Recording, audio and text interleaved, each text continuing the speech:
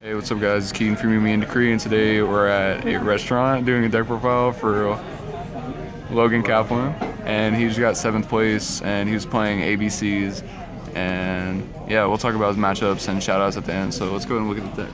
Alright, so I played 44 card empowered ABCs, 3A and 3B, and 3C, and then triple thrasher.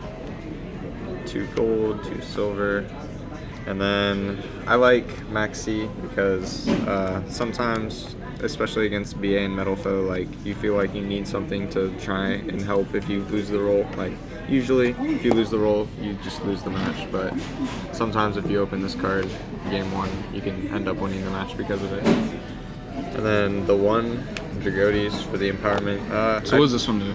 Basically, it doesn't do much. Like, as a scale, it can out Darklaw and, like, other problematic single monsters, but it's just mainly for the field spell, which specials it from the deck, and it's kind of like a Taka Tomborg in a sense, so you don't want to draw it? Yeah, you don't want to draw it, and I wouldn't play more than one of it, even though the scale effect is pretty good, just because, like, if you already are drawing any copies of it, then it's gonna be a dead card in your hand pretty much, and you're gonna have a rough time winning that game, going first or second with this card in your hand. So I just didn't want to increase the, literally double the chances of it being in my hand by playing 2. Gotcha. And then 3 hanger. Yeah. I should have flipped that. It's all good. 3 terraforming. Yeah. Super rare terraformings. Ooh. The goo. And then 2 empowerment.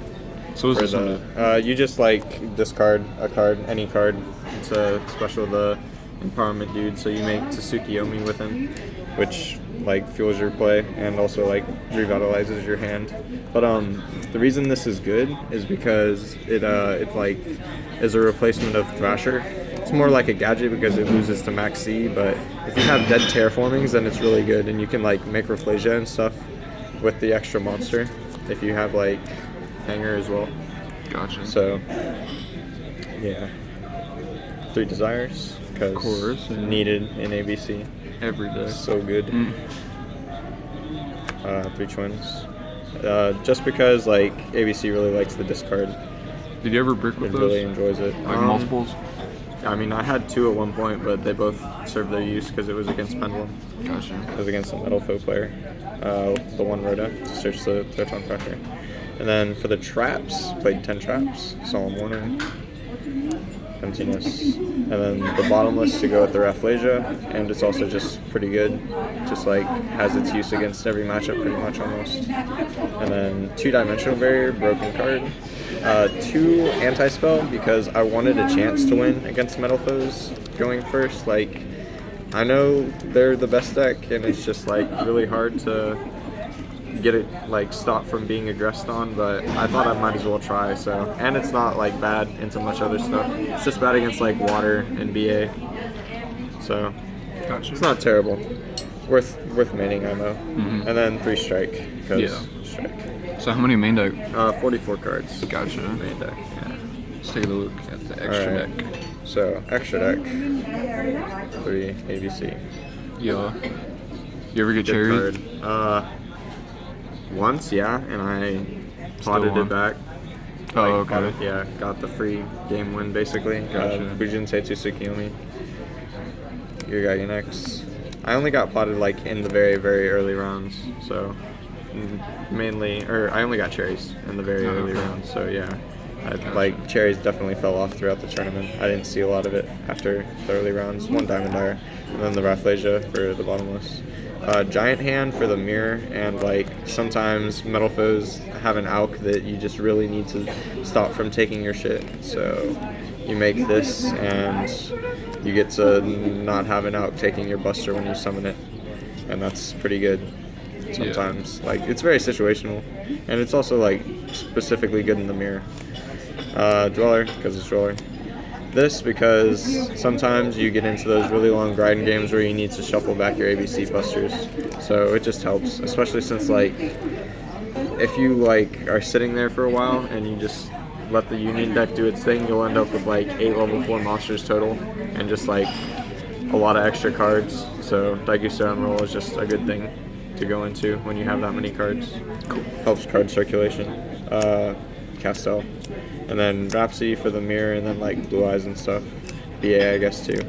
And then the Utopia package. This guy's broken in this deck because it's like, it's really easy to get like a good OTK off with multiple busters if your opponent like doesn't respect the 3,000 difference. And then for the side deck, I played one Gameciel just because I needed a card to like out Triatoad and Darklaw, things like that. Things that like, it doesn't out Vanity's Fiend, but I didn't see much Vanity's Fiend this weekend. And it just also outs like, depending on what you put it in against, it, like I would honestly put it in against BA just because Dark Rebellion or Dark Requiem. This guy is a monster. Like, I just want Book of Eclipses or this in against it because it's just too good. Gotcha. Leave up, kind of. It'll win games on its own. And then 3, outplay card in mirror match.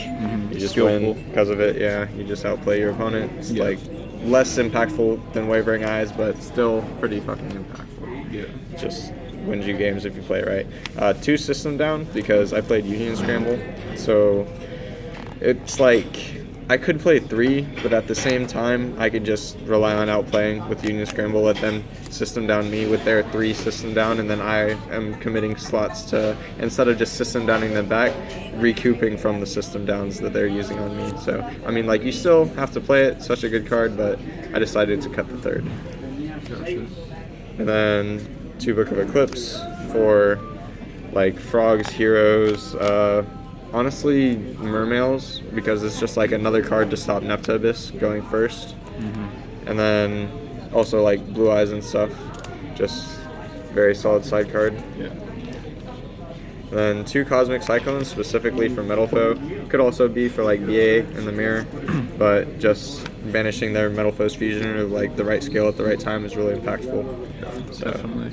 Cosmic Cyclone's quite good. And then 2 of this card because it blows out Metal Foe if they go place 2 of the same scale, and they literally just can't play Yu-Gi-Oh for 2 turns and they lose immediately. So they have to like really respect this card, or else they could just lose. And it's also like a good discard outlet, which is really nice in ABC. You just get free pieces in the grave for fucking over your opponent. Just works out really nicely. And then 2, Union Scramble, outplay system down. Also plays around like Darklaw decks. Like, I completely destroyed a hero player just because Darklaw kept banishing stuff, and I just flipped this and get a free Call the Hunted for 3. Pretty good card. And then the last anti-spell for the 15th card. So, do you remember your matchups? I mean, I can like we should do something about them in the comments because I don't have them like off the top of my head. Yeah, we'll have it written in the comments. So, any shout outs you want to give? Honestly, shout outs to Team Eat, shout outs to Team Airbud as well. Yeah, of course, the best team. Shout outs to Aaron McKenna's.